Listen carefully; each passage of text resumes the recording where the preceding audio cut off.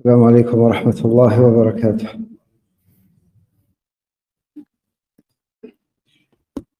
إن الحمد لله نحمده ونستعينه ونستغفره، نعوذ بالله من شرور أنفسنا ومن سيئات أعمالنا، من يهده الله فلا مضل له ومن يضلل فلا هادي له، وأشهد أن لا إله إلا الله وحده لا شريك له، وأشهد أن محمدًا عبده ورسوله صلى الله عليه وسلم. يا أيها الذين آمنوا اتقوا الله حق تقاته ولا تموتن إلا وأنتم مسلمون. يا أيها الناس اتقوا ربكم الذي خلقكم من نفس واحدة وخلق منها زوجها وبث منهما رجالا كثيرا ونساء، واتقوا الله الذي تساءلون به والأرحام إن الله كان عليكم رقيبا. يا أيها الذين آمنوا اتقوا الله وقولوا قولا سديدا يصلح لكم أعمالكم ويغفر لكم ذنوبكم، ومن يطع الله ورسوله فقد فاز فوزا عظيما. واعلموا أن أصدق الحديث كلام الله، وخير الهدي هدي محمد صلى الله عليه وسلم، وشر الأمور محدثاتها، وكل محدثة في دين الله بدعة، وكل بدعة ضلالة، وكل ضلالة في النار.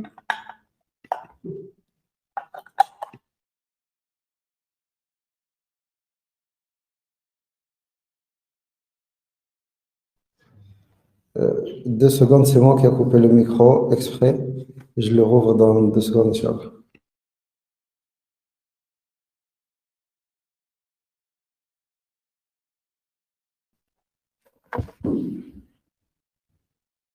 كما لا يخفى عليكم أن طلب العلم فريضة على كل مسلم. Donc, comme vous le savez tous, l'apprentissage de la science est une obligation pour tous les musulmans. Et l'apprentissage de la science implique que les assises de science, ils ont certains comportements qu'on doit adopter, l'étudiant en sciences. Inch'Allah, aujourd'hui, nous avons le plaisir d'avoir avec nous le frère Yanis Abou Imran, qu'Allah le préserve. Il fera une intervention et je vais lui laisser la parole, bi'idhnillah, azza wa jal, qu'Allah lui facilite et accepte son œuvre. Et barakallahu fikum. السلام عليكم ورحمة الله وبركاته. عليكم السلام ورحمة الله وبركاته. بارك الله فيك أخي عبد العزيز. Vous m'entendez bien? Très bien, barakallahu fik. وفيكم بارك الله. بسم الله الرحمن الرحيم، والصلاة والسلام على أشرف الأنبياء والمرسلين نبينا محمد وعلى آله وصحبه أجمعين. فقد قال الله تبارك وتعالى: وأن هذا صراطي مستقيما فاتبعوه ولا تتبعوا السبل فتفرق بكم عن سبيله ذلكم وصاكم به لعلكم تتقون. وفي الحديث كذلك عن أبي داود فيما رواه أبو الدرداء قال: سمعت رسول الله صلى الله عليه وسلم يقول: وإن العلماء ورثة الأنبياء، وإن الأنبياء لم يورثوا دينارا ولا درهما، وإنما ورثوا العلم، فمن أخذه أخذ بحظ وافر. وفيما ذكر أيضا في تاريخ الإسلام للإمام الذهبي قال أبو عمر المقدسي الحنبلي رحمه الله تعالى رحمة واسعة: الناس يقولون لا علم إلا ما دخل مع صاحبه الحمام، وأنا أقول لا علم إلا ما دخل مع صاحبه القبر.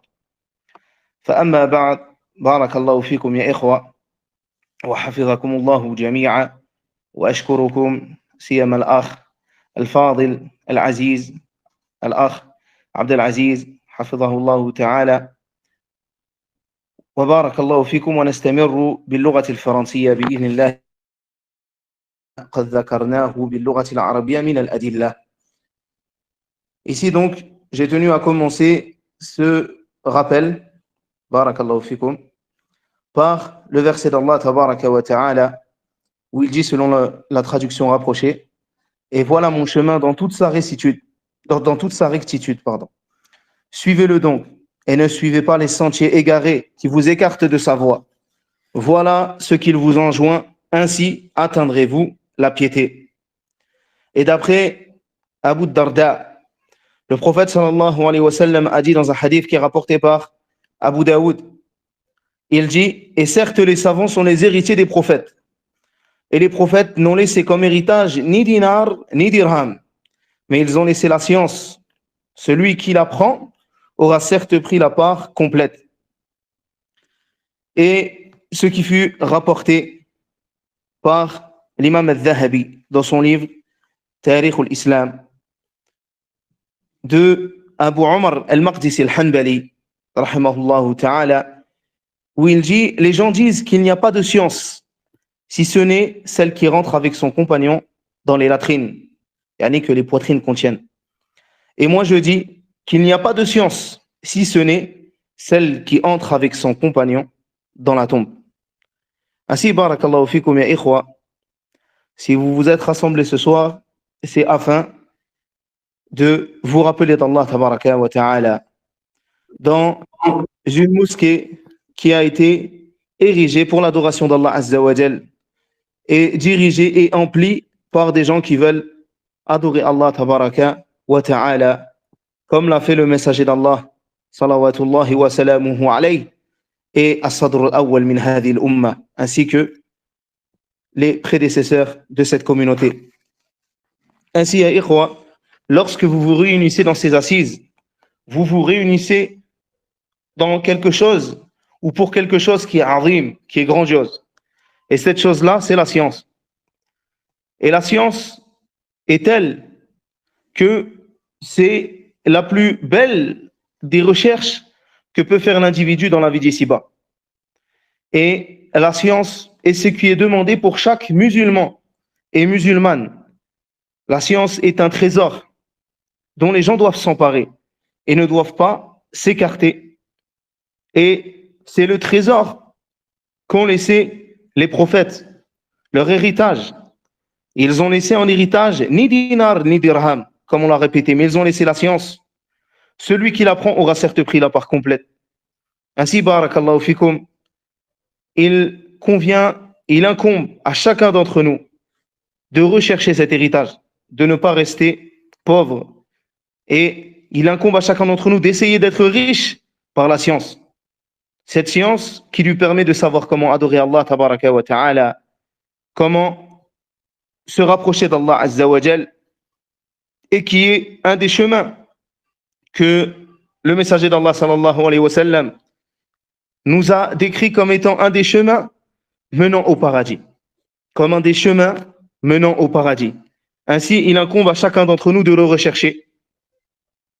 Et même si l'être humain se retrouve à un moment dans sa vie occupé par des affaires mondaines, il prend de sa vie d'ici-bas nasibahu min ad-dunya, la part dont il a besoin de la vie d'ici-bas, mais il ne doit pas oublier cette recherche, la recherche de la science, qui est la chose la plus importante qu'il doit mettre dans sa vie, car c'est comme cela qu'il apprendra comment adorer Allah azza wa jal. Et Allah tabaraka wa ta'ala dit, وَمَا خَلَقَتُ الْجِنَّ وَالْإِنسَ إِلَّا لِيَعْبُدُونَ. Je n'ai créé les djinns et les hommes que pour qu'ils m'adorent. Ainsi, nous avons été créés pour cette adoration, et afin de savoir comment adorer Allah, nous devons rechercher la science. Et c'est pour cela que l'imam al-Shafi'i, rahimahullah ta'ala, disait كل العلوم سوى القرآن مشغلة إلا الحديث وعلم الفقه في الدين العلم ما كان فيه قال حدثنا وما سوى ذاك وسواس الشياطين. Il disait toutes les sciences en dehors du Coran sont une occupation, yani une occupation secondaire, futile. إلا الحديث وعلم الفقه في الدين. Si ce n'est l'apprentissage du hadith, la recherche du hadith et l'apprentissage de la compréhension de la religion. La science est ce qui contient قال حدثنا, il a été dit, il fut rapporté, yani ce qui a trait aux sciences du hadith. وما سوى ذاك وسواس الشياطين. Et quant à la science qui est rapportée par certains, comme les gens de l'innovation, qui ne sont que des je pense et des je vois, alors cela yani, ne fait pas partie de la science. Et la science a une importance telle que, comme l'ont décrit certains, العلم يحيي القلوب الميتين كما تحيا البلاد إذا ما مسها المطر. La science fait vivre les cœurs morts, comme le fait vivre, ou comme yani fait vivre la terre, ou comme la pluie, fait vivre la terre. والعلم يجلو العمى عن قلب صاحبه كما يجلي سواد الظلمة القمر. Et la science enlève le voile qui peut avoir sur le cœur de l'individu, comme la lune éclaire la pénombre. Et comme l'a décrit d'autres, ومن لم يذق مر التعلم ساعة تجرع ذل الجهل طول حياته. Celui qui n'a pas pris la peine, yani qui n'a pas goûté à l'amertume de l'apprentissage, ne serait-ce qu'un instant, devra alors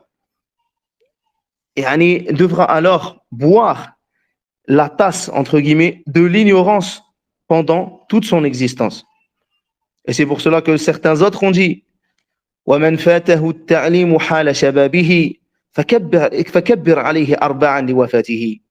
Et celui qui n'a pas pris la peine d'apprendre la science lorsqu'il était encore jeune, lorsqu'il avait encore le temps, فَكَبِّرْ عَلَيْهِ أَرْبَعًا لِوَفَاتِهِ. Alors, fais 4 takbir entre guillemets, en l'honneur de sa mort. C'est-à-dire, quand je dis en l'honneur ici, dans le sens pour sa mort, comme tu le fais dans la prière mortuaire. Tellement l'affaire, subhanallah, est grave. Et chacun d'entre vous peut apprendre la science. Walhamdulillah, il y a énormément d'endroits encore possibles, que cela soit dans le village de Cheikh Raslan, que cela soit au Caire, auprès des savants comme Cheikh Khalid Othman, que cela soit en Arabie, que cela soit en Algérie, ou dans certains endroits de Mauritanie, ou autre. Alhamdulillah, Allah Azza wa Jal a facilité les voies d'apprentissage de la science, même à notre époque. À une époque où les ténèbres règnent, où l'ignorance est beaucoup plus forte que la science, Allah Azza wa Jal n'a pas laissé ses serviteurs sans moyen d'apprendre. Mais au contraire, il a fait que, quoi qu'il se passe, quels que soient les manquements de notre communauté, walhamdulillah, il y a encore des gens, yaqumuna ala al-haqq wa yanshuruna, ils sont sur la vérité et ils transmettent cette vérité. Et sachez, ya ikhwa, qu'il faut que vous appreniez, car aucun savant n'est né savant. Comme il a été dit, ta'allam falaysa al-mar'u yuladu 'alima wa laysa akhu 'ilmin kaman huwa jahilu. Apprends, car aucun homme n'est né savant et une personne de science n'a rien à voir avec un ignorant. Ainsi, barakallahu fikum, mon premier conseil est de rechercher cette science et que vous preniez la route afin de l'apprendre dans les endroits où il y a des ulama.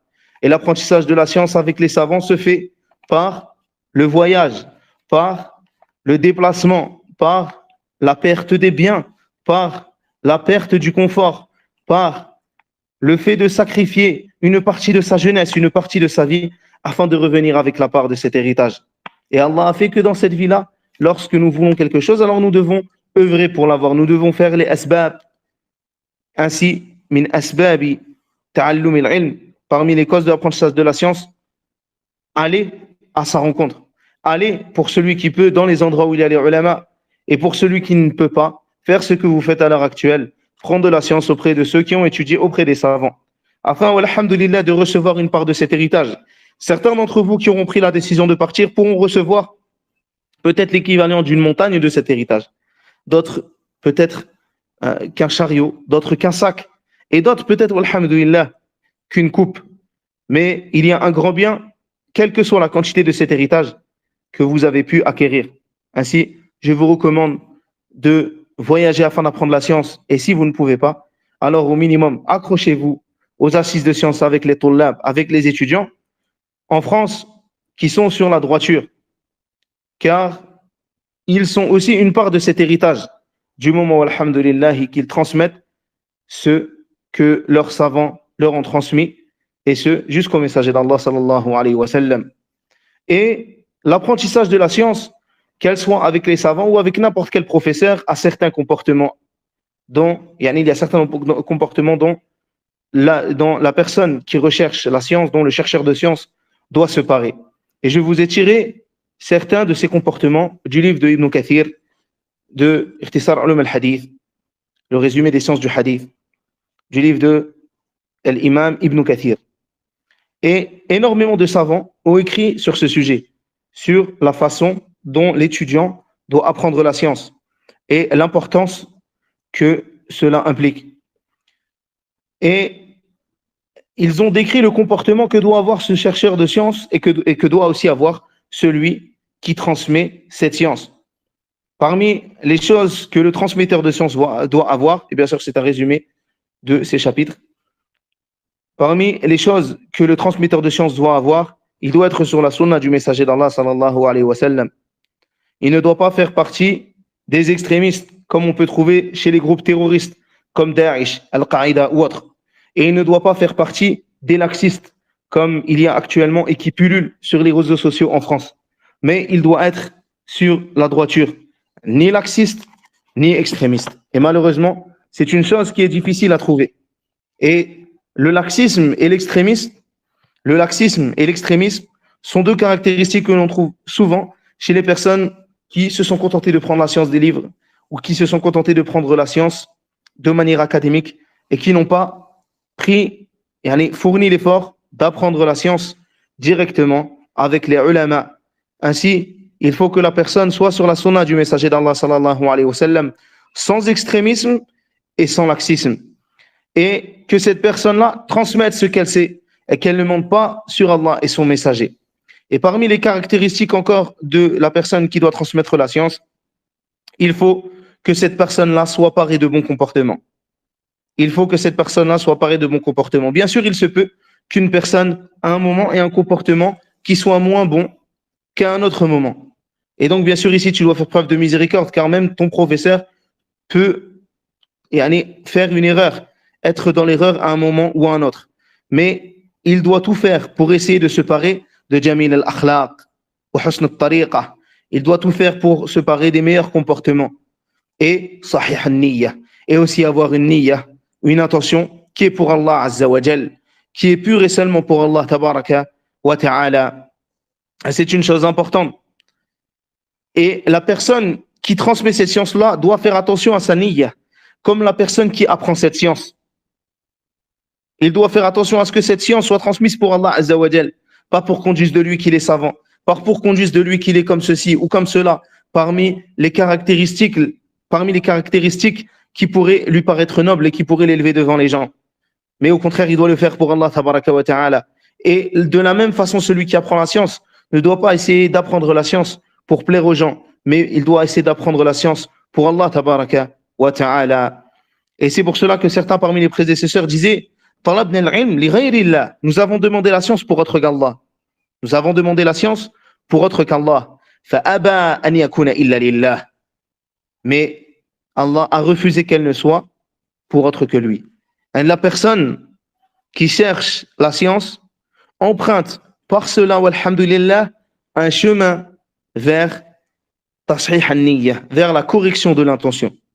Comme la personne qui enseigne la science et qui essaie de le faire pour Allah Azza wa Jal emprunte un chemin vers la correction de son intention. Et il faut aussi que la personne soit d'une bonne apparence, qu'elle donne de l'importance.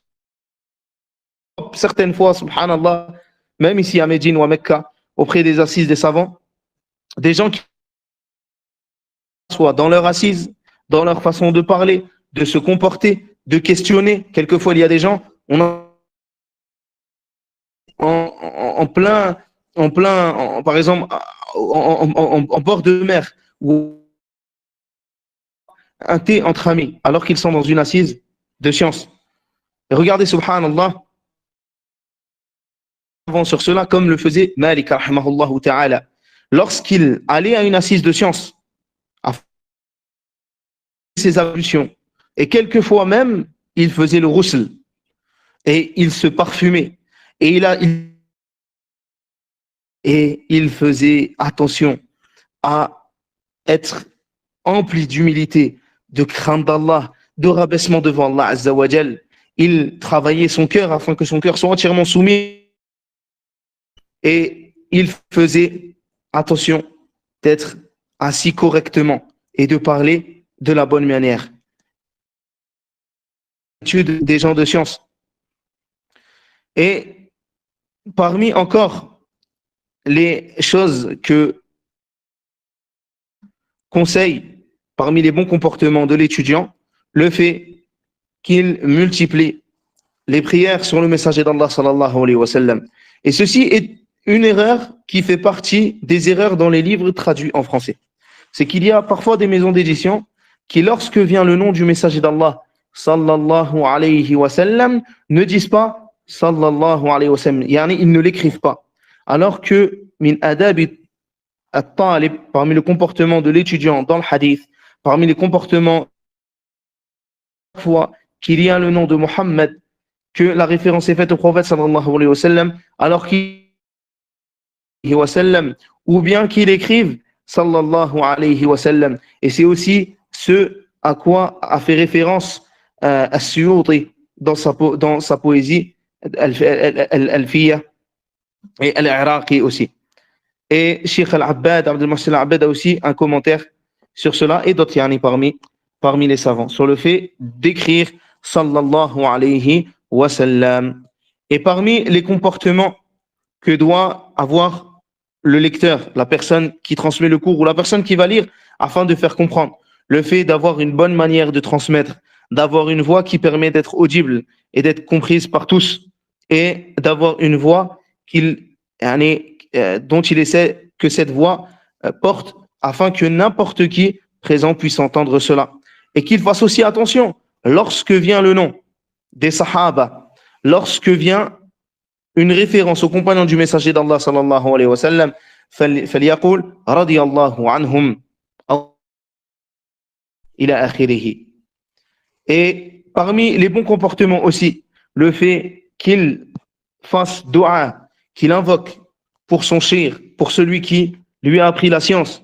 Ainsi, nous demandons à Allah tabaraka wa ta'ala qu'il pardonne à l'ensemble de nos méchairs, à l'ensemble de ceux qui nous ont appris la science et qui les élèvent en degré dans la vie d'ici-bas. Ceci fait partie des comportements de l'étudiant en sciences. Et il ne parle pas en mal d'eux, comme certains malheureusement l'ont fait. Pendant des années, ils ont pris la science de certains, comme du Cheikh Abdrazaq al-Badr, comme de Cheikh Sulayman al-Ruhayli, comme de Cheikh Mohammed ibn Hadi al-Madkhali, comme de Cheikh Abdrazaq al-Badr et d'autres savants. Et du jour au lendemain, ils se sont mis à les rabaisser, à les insulter et à les mépriser. Et subhanallah, ils n'ont eu aucun respect pour ceux qui leur ont appris la science à des moments, subhanallah, où peut-être ils ne connaissaient même pas l'alphabet arabe. Et ils se sont mis à parler sur eux, à tel point qu'on voit que les gens ne respectent plus les savants. Qu'en est-il alors des étudiants? Wallahi, le respect, ou plutôt la plupart du respect qui est donné aux savants en France, est peut-être seulement le respect qui devrait être donné aux étudiants en sciences. Mais les gens ne se rendent pas compte de l'importance, subhanallah, du savant. Ils ne se rendent pas compte de la grandeur du savant et de la façon dont il faut respecter le savant. Alors qu'en est-il des étudiants? S'ils se mettent à traiter les savants comme des étudiants, qu'en est-il alors, subhanallah, du respect qu'ils donnent à ceux de leur peuple qui sont partis afin d'apprendre la science et afin de la ramener vers eux dans des contrées reculées auprès de gens qui peut-être, eux, n'ont pas eu cette opportunité. Et c'est ce que faisaient les prédécesseurs, par exemple comme Ata, qui disait Haddathani al-Habru al-Bahru ibn Abbas, qu'il disait m'a transmis ce hadith al-Habr, le savant, le sachant ibn Abbas. Et ou comme Waki' qui disait Haddathani Sufyan al-Thawri, Amir al-Mu'minin fil hadith. Comme Waki' qui disait Sufyan al-Thawri m'a rapporté le hadith Amir al-Mu'minin fil hadith, le prince des croyants dans le hadith.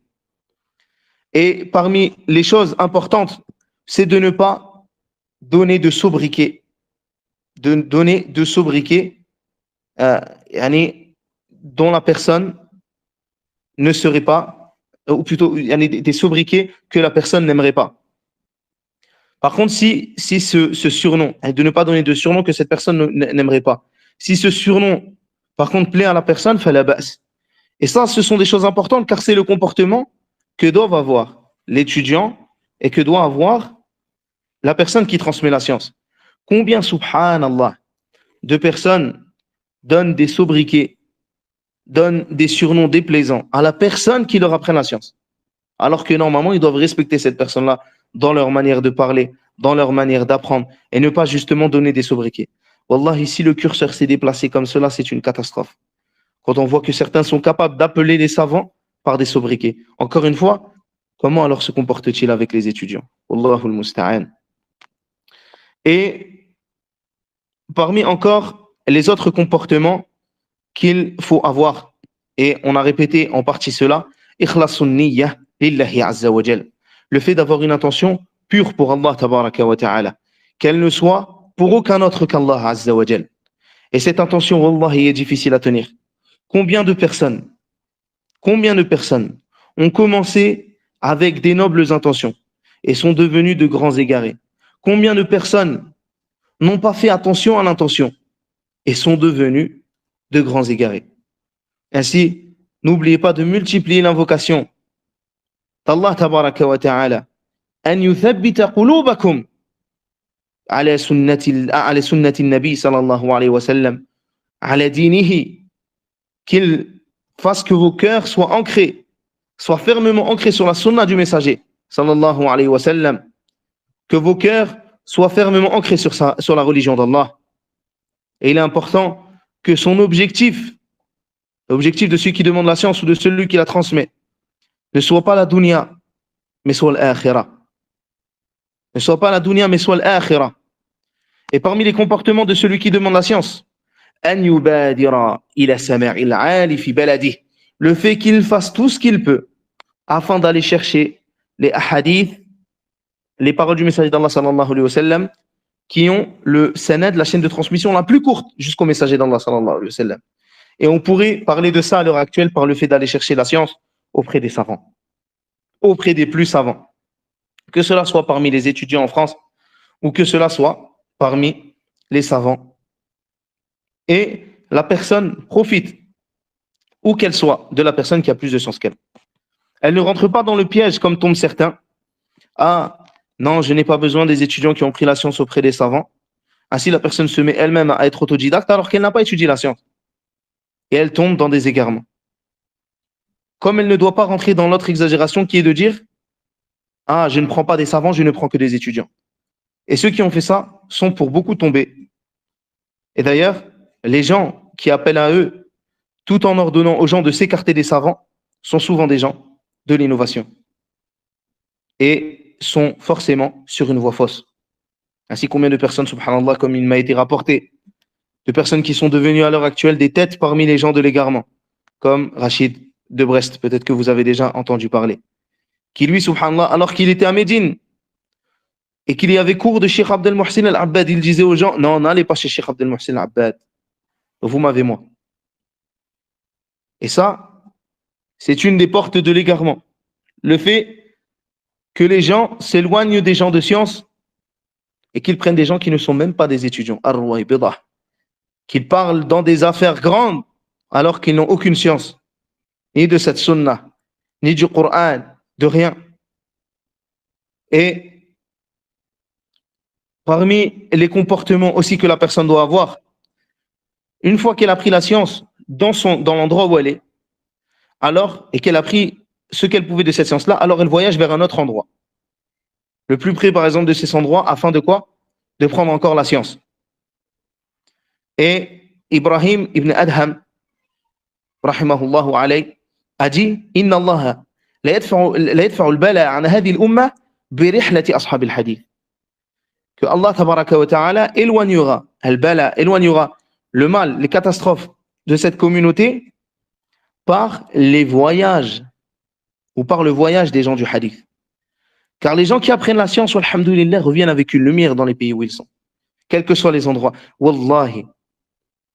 Et je pense que tous les frères qui connaissent cette ni'ma peuvent témoigner de cela. Même nous en France, quels que soient les endroits où il y a des étudiants sur la sunna du messager d'Allah sallallahu alayhi wa sallam, qui apprennent et transmettent la science, Allah Azza wa Jal fait qu'il y a une jama'a dans cet endroit qui est sur la sunna ferme, qui est sur le bien, qui s'entraide dans le bien, walhamdulillah, où il y a véritablement un amour et une sécurité entre les gens. Tandis que quand les gens vont dans des endroits où il n'y a pas cela, alors ils trouvent, subhanallah, de la distance entre les frères, des fois de la haine, un manque d'amour, un manque d'apprentissage, un manque de sérieux. Qu'en est-il alors des endroits où il y a des savants, comme ici en Arabie, comme dans d'autres endroits dans le monde? Walhamdulillah, Allah tabaraka wa ta'ala met la baraka dans les gens qui partent apprendre la science et qui reviennent et qui la transmettent. Et c'est pour cela que, comme disait Bishr ibn al-Harith al-Hafi, il disait Ya ashab al-hadith, addu zakat al-hadith, min kulli mi'ati hadith, khamsatu ahadith. Il disait, oh vous les gens du hadith, donnez, faites l'aumône de la zakat du hadith, yani faites la zakat du hadith. Chaque 200 hadiths, alors donnez 5 hadiths. Dans le sens que, et on l'a entendu de plusieurs de nos savants, que zakatul ilm, nashrul ilm, que la zakat du ilm, c'est de la transmettre. La zakat de la science, c'est de la transmettre. Ainsi, il est important que la personne, lorsqu'elle a appris quelque chose, elle le transmette. Pas à la manière des égarés, qui transmettent des choses qu'ils ne connaissent pas, sans avoir appris. Mais qu'ils transmettent cette science comme elle doit être transmise. Et al-ilmu, qala Allah, qala al-rasulu, qala al-sahabatu. La science, c'est ce qu'Allah a dit, ce que le messager d'Allah sallallahu alayhi wa sallam a dit, ce que les compagnons ont dit, hum ulul al-irfani, ce sont eux les gens de connaissance. Ainsi, elle transmet la science par qala Allah, qala al-rasul, qala al-sahaba, pas avec des je pense ou je vois. Et parmi les comportements de l'étudiant en sciences, le fait qu'il œuvre par cette science. À tel point que Waqi' disait إِذَا أَرَدْتَ حِفْظَ الْحَدِيثِ فَعْمَلْ بِهِ. Si tu veux apprendre le hadith par cœur, alors œuvre par lui. Ainsi, barakallahu fikum, lorsque vous étudiez des livres comme Usul al-Sunnah, ou comme le livre que vous faites le français en ce moment qu'on a traduit, Ibraz al-Ma'ani, Sharh Wasiyat al-Imam, Ismail al-Sabouni. Tous ces livres-là, lorsque vous les entendez, alors œuvrez par cela. Si quelqu'un a un i'tiqad qui est mauvais, une croyance qui est mauvaise, alors qu'il change cette croyance et qu'elle devienne bonne. Lorsqu'elle entend un rappel sur son comportement, alors qu'il change cela, qu'il réforme cette chose afin d'être sur le bien. Ainsi, ثمرة العلم الخشية ومن تعلم العلم العمل. Les fruits de la science et la crainte d'Allah Azza wa Jal. Et ce qu'il y a après la science, c'est l'acte. Et combien de personnes n'ont pas fait cela? Ils n'ont pas tiré de cette science cet intérêt bénéfique. Et ils sont tombés dans l'égarement. À tel point, subhanallah, qu'on voit que les gens sont tombés dans des extrêmes, que cela soit de l'extrémisme ou du laxisme. Au point où, subhanallah, يسمعون النصيحة ولكن لا يستمعون. Ils entendent la nasiha, le conseil, mais en réalité, ils ne tendent pas l'oreille. En réalité, ils ne l'écoutent pas. ولا يصلحون. Ils n'essaient pas de se réformer, de réformer leurs erreurs. Car en réalité, ils n'ont tiré de la science que peu de fruits. Et ils n'ont pas travaillé sur l'importance de cela, sur leur cœur. Car wallah ya ikhwa, ne pensez pas que le salafi, que celui qui est sur la sunna du messager d'Allah sallallahu alayhi wa sallam, qui est ce sur quoi était le messager, salawatullahi wa salamuhu alayhi, et les compagnons. Ne pensez pas que cet individu ne travaille pas son cœur. Ne pensez pas que al-ilmu wa jam'ul kutub. Ne pensez pas que la science c'est le fait de rassembler des livres. Wa an tamlika al-khaza'in wa an tamlika al-kutub al-kathira. Ce n'est pas que tu possèdes tel ou tel livre, que tu possèdes telle ou telle bibliothèque. Mais la science, c'est l'amal wa an-niyyatu as-salihah. Le fait d'avoir une bonne intention, d'œuvrer par cela. Et que la science que tu apprennes te soit utile. Alors, comme a dit le messager d'Allah sallallahu alayhi wa sallam, le Coran, hujjatun laka wa alayk. Le Coran, c'est une preuve pour ou contre toi. Et toutes les sciences, subhanallah, sont une preuve pour ou contre nous. Et méditez sur la parole que je vous ai lue au début. Quand Abu Omar al-Maqdisi disait, les gens disent qu'il n'y a pas de science si ce n'est celle qui rentre avec son compagnon dans les latrines. Et ça, c'est ce que pensent d'ailleurs la plupart des sectes égarées comme les Ikhwan al-Muslimin ou d'autres parmi les sectes comme Al-Asha'ira en France. Ils pensent que la science, ils pensent que la science, c'est l'apprentissage par cœur de telle ou telle chose ou rassembler tel ou tel diplôme. Alors qu'en réalité, la science, ce ne sont pas ces choses-là. Bien sûr, cela fait partie de la science. Mais la science, comme disait Abu Omar al-Maqdisi, il disait, et moi je dis qu'il n'y a pas de science si ce n'est celle qui rentre avec son compagnon dans la tombe. La science, ce n'est pas ce que vous entendez parfois d'un récitateur qui a 10 lectures du Coran et pourtant qui fait partie de la secte des frères musulmans. La science, ce n'est pas ce que vous entendez parfois d'une personne qui est forte en langue arabe ou qui est forte en poésie ou autre et au même moment, subhanallah, elle va emprunter maslak al-asha'ira, la voie des asha'ira. La science, ce n'est pas ce que vous entendez parfois. Un homme qui va prier, qui va jeûner et qui en même temps va vous appeler à des égarements, comme l'égarement de Jama'at al-Tabligh. La science, ce n'est pas ce que vous voyez parfois, comme un homme qui va venir avec des diplômes, qui va vous dire « je suis en master dans telle université, je suis en doctorat dans telle université », alors qu'au même moment, il met en avant des gens de l'innovation, des gens de l'égarement, des gens qui insultent les savants, pire, des gens qui donnent des surnoms à des savants au point, subhanallah, qu'ils les insultent de madakhilah. Ça, ce n'est pas la science. La science n'est pas fi jam'i al-kutubi, laysa al-ilm fi jam'i al-kutubi, wala fi jam'i al-awraq. Al-ilm bil-amal wa bil-khashya wa bi husn al-niyyah. La science, ce n'est pas ce que pensent ces gens. Et parmi les comportements de l'étudiant en sciences, le fait qu'il ne soit pas lourd sur son shir, au point qu'il le fatigue. Le fait qu'il faut comprendre que chaque personne a une capacité et que certains ne peuvent pas dépasser telle ou telle capacité. Il faut comprendre que les personnes ne peuvent pas peut-être à un moment répondre. Et cela est important car certaines personnes, subhanallah, ont des mauvais comportements avec leurs professeurs. Ils leur parlent mal ou pensent qu'ils sont à leur service. Et si la personne ne répond pas, alors elle en veut. Pire, des fois, elle bloque. Wallahi, subhanallah, une fois, une personne m'envoie un message, je n'ai pas pu lui répondre. Cette personne, lorsque je lui ai répondu, j'ai été surpris de voir qu'elle m'avait bloqué. Wallah al-musta'an. Mais ça, c'est moi. Mais wallahi, on a entendu de nos savants. Quelquefois, subhanallah, des gens les contactent et ils leur parlent d'une façon telle. Subhanallah, un jour, Sir Suleiman nous disait, il lui avait, dans le sens, parce que ça fait plusieurs années, la personne lui a envoyé un message et s'est mal comporté avec elle, lui a dit, tu as fait une erreur dans tel truc, dans telle chose, dans telle chose, dans telle chose. Il lui a mal parlé, la seule chose qui restait, c'était le fait qu'il dise Yachir. Et en dehors de cela, il n'a fait que manquer de comportement. Et combien de personnes, subhanallah, manquent de comportement? Comme je vous l'ai dit avec les savants, alors qu'en est-il des étudiants?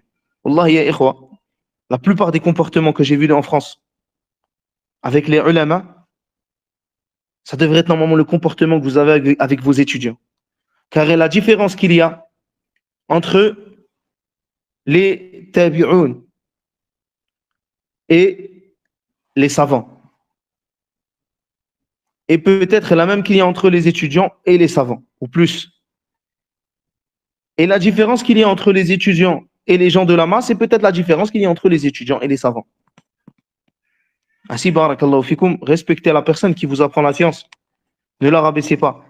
essayer d'avoir un bon comportement avec les étudiants sur la sunna du messager d'Allah sallallahu alayhi wa sallam. Et comprenez que ce comportement doit être encore meilleur avec les ulama, car ils sont les héritiers des prophètes. Et vous n'avez, quand vous trouvez un étudiant sur la sunna, qu'une part de cet héritage. Et il faut, parmi les comportements que doit avoir la personne, le fait qu'elle ne teste pas la science. Comme il y a certains qui cachent une partie de la science. Ils se refusent à parler de sujets parce qu'il veut plaire à des gens, parce qu'il veut que telle personne ou telle personne l'élève, ou parce qu'il fait preuve d'égoïsme et il veut être celui qui connaît, tandis que les autres ne connaissent pas. C'est une chose malheureusement qui est très présente. Et beaucoup de savants parlent sur ce sujet. Et il ne faut pas aussi qu'il soit orgueilleux.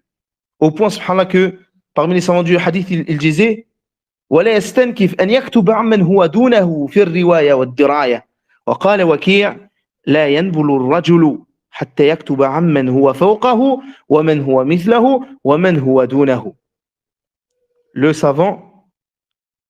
savant, ou pardon, la personne ne deviendra noble, l'individu ne deviendra noble que lorsqu'il écrira de celui qui est au-dessus de lui, de celui qui est au-dessus de lui, de celui qui est comme lui et de celui qui est en dessous de lui. Et c'est pour cela que beaucoup d'étudiants sont tombés dans des erreurs.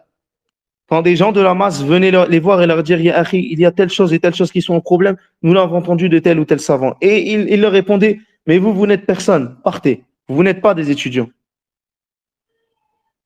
Et les mêmes problèmes ont eu lorsque certains étudiants, lorsqu'on les conseille sur une chose, ou lorsque la personne est conseillée sur une chose, elle dit oui, mais pourquoi je vais écouter ton conseil, tu es comme moi. Alors que peut-être que lui a la vérité. Et des fois, tu leur ramènes des savants, et ils te disent non, j'écoute pas ce conseil de ce savant-là, j'écoute un autre. Et ils se refusent en réalité par orgueil à écouter d'une personne qui est au-dessus de lui, ou comme lui, ou moins que lui. Mais l'étudiant, lui, sait que la vérité, que le bénéfice peut parfois venir, et d'ailleurs c'est le plus souvent comme cela, d'une personne qui est plus savante que soi, peut parfois venir de son compagnon étudiant, et quelquefois d'une personne qui n'est rien du tout. Mais Allah Azza wa Jal fataha lahu fi mas'ala. Allah Azza wa Jal a fait que dans cette chose-là, où alhamdoulilah, il est dit la vérité. Mais cela tout simplement apprend l'orgueil. Et subhanallah, lorsque on lit par exemple l'histoire de Cheikh Mohammed ibn Abdel Wahhab, on voit que son propre père disait « J'ai profité de mon fils alors qu'il n'avait que 12 ans. » J'ai profité de mon fils alors qu'il n'avait que 12 ans. Et si je me rappelle bien même, j'ai profité de mon fils alors qu'il n'était même pas encore pubère. Je pense même que c'est celui-là, car il s'est marié à 12 ans. J'ai profité de mon fils alors qu'il n'était même pas encore pubère. Et ça, subhanallah, regardez, son père était un savant, son grand-père était un savant, et il profite de son fils.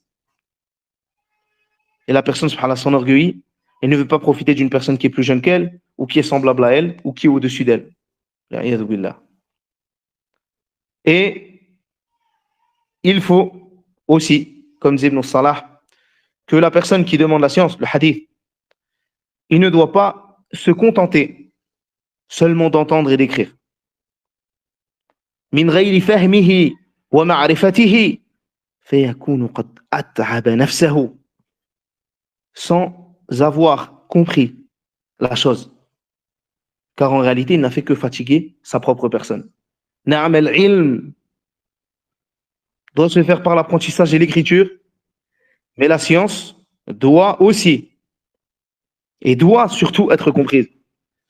Et de là vient l'histoire de Himar Muflih, l'âne de Muflih, qui est une histoire connue sur un homme qui avait appris un livre dans le fiqh qui rassemble l'avis des madhahib, au point, subhanallah, que les étudiants qui étaient à son époque allaient le voir lorsque ils avaient besoin de se rappeler de ce qui était écrit dans le livre. Mais cette personne ne comprenait pas, au point qu'ils l'ont appelé Himar ou Muflih, Ibn Muflih. Ils l'ont appelé l'âne. Et ils l'ont appelé l'âne car l'âne porte mais ne profite pas. Et je vous avais déjà, pour certains, lu cette histoire. Et la personne doit porter la science et la comprendre et l'appliquer. Ainsi, il est important que l'étudiant fasse attention à cela, qu'il fasse attention à appliquer cette science-là, que ça soit dès le début, comme je vous l'ai dit, dans l'intention, que cela passe par son assise. C'est pas il s'allonge dans un cours, il met les pieds en avant, direction le shir. Non, il s'assoit correctement. Même devant l'étudiant, il s'assoit correctement. Il parle de la bonne manière. Donc, on a parlé de ces sujets-là et des fruits de cette science-là et du comportement de manière générale. Et il faut que l'étudiant fasse attention, la personne qui apprend la science, à prendre la science des gens de la sunna et des livres profitables. Et que la personne s'arme par la science contre les gens qui voudraient le faire tomber dans les ténèbres de l'ignorance. Et c'est ce que je vous recommande. J'essaie de ne pas être trop long ce soir. Et donc, c'est ce que je vous recommande et j'espère que cette petite traduction en direct de certains passages vous a été profitable. Excusez-moi si il y a eu un manquement.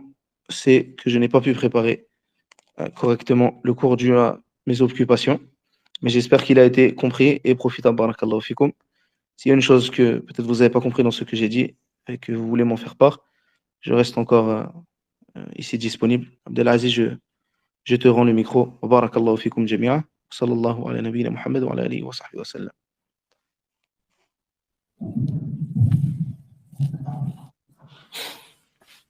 بارك الله فيك أخي أبا عمران ونفع الله بك ورزقني وإياك الإخلاص في الحبيب. اللهم آمين. بارك الله. Il y a une question par rapport à ce qu'il a dit le frère ou pas? Il y a des questions?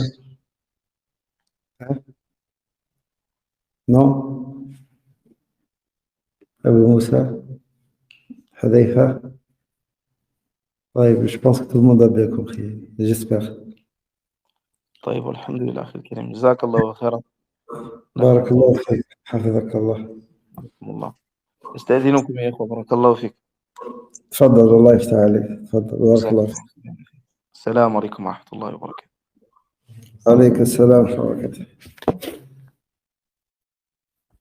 Donc, comme a mentionné le frère, qu'Allah le récompense, les assises de science, ils ont certains comportements, même si j'essaye de ne pas trop vous accabler avec ce genre de sujet, mais c'est important. Les salafs restaient des années et des années auprès des mashayikh juste afin d'apprendre le comportement, avant d'apprendre la science. Avant d'apprendre la science. Certains savants apprenaient même à leurs étudiants comment tourner les feuilles de leurs livres, comment tourner les pages sans faire de bruit devant son chef, comment s'asseoir dans une assise. Certains, s'ils voyaient juste des personnes qui s'appuient sur des murs, ils se levaient de l'assise. On va pas vous rigolez tous parce que la plupart, il y a ça, ou le fait de, comme a dit le frère, mettre les pieds en avant, comme ça, devant celui qui t'enseigne, ça fait partie du mauvais comportement de l'étudiant de la science. Et beaucoup d'autres choses, même la façon de questionner le savant ou l'étudiant en sciences. Tout ceci, alhamdoulilah, vous avez des livres qui ont été édités comme Adab Talib al-Ilm, les Cheikh Raslan, Hafidahullah, وحلية طالب العلم شيخ أبي بكر أبو زيد et un autre. Et dans les recueils de Sahih, Sahih Muslim, Sahih Bukhari ou d'autres livres, il y a les hadiths concernant le comportement que l'étudiant en sciences il doit avoir. La chose que vous venez apprendre ici, c'est quelque chose d'immense et énorme. C'est votre religion, c'est la science d'Allah subhanahu wa ta'ala. la religion d'Allah subhanahu wa ta'ala, la science qu'Allah nous qu'a transmis à son prophète, que le prophète nous a transmis. Souvent, il y a quoi dans les livres qu'on étudie? L'unicité d'Allah, par exemple. On parle d'Allah Azza wa Jal, de ses attributs, ou c'est la parole d'Allah elle-même, ou c'est la parole du prophète sallallahu alayhi wa sallam.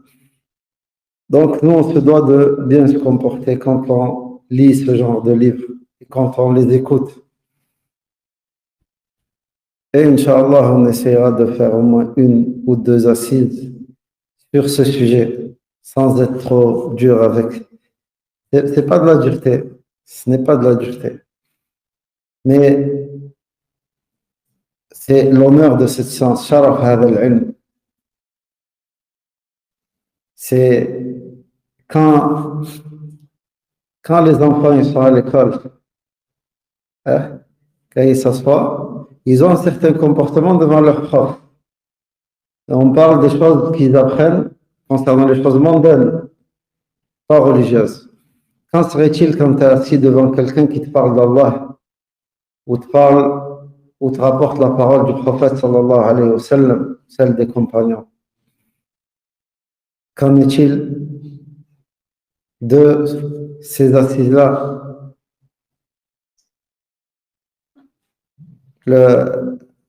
Dans une classe, les élèves, est-ce qu'ils sortent avant le prof?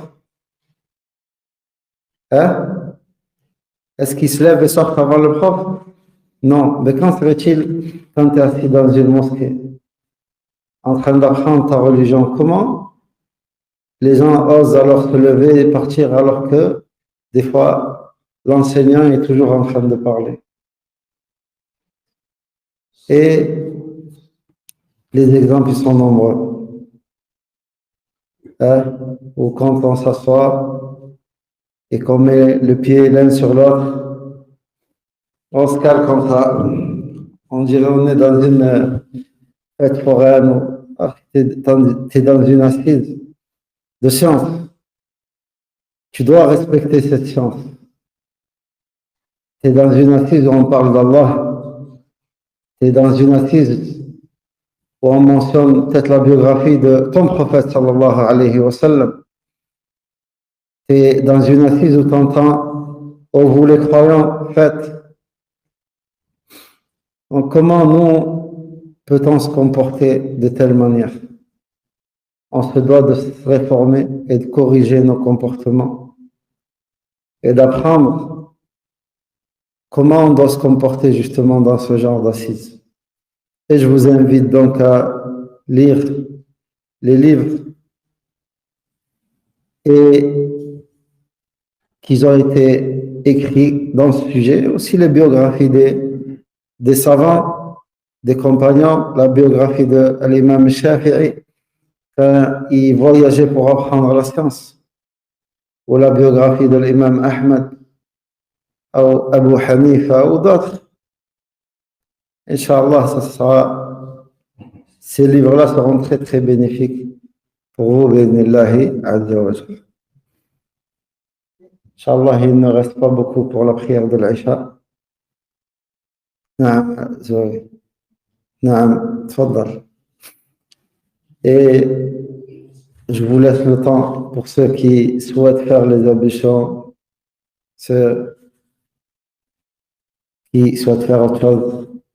Inch'Allah, on se dit à samedi prochain, bi'idhnillahi azza wa jalla, si Allah nous facilite et nous le permet. وأسأل الله العلي القدير أن يرزقنا حسن الخلق.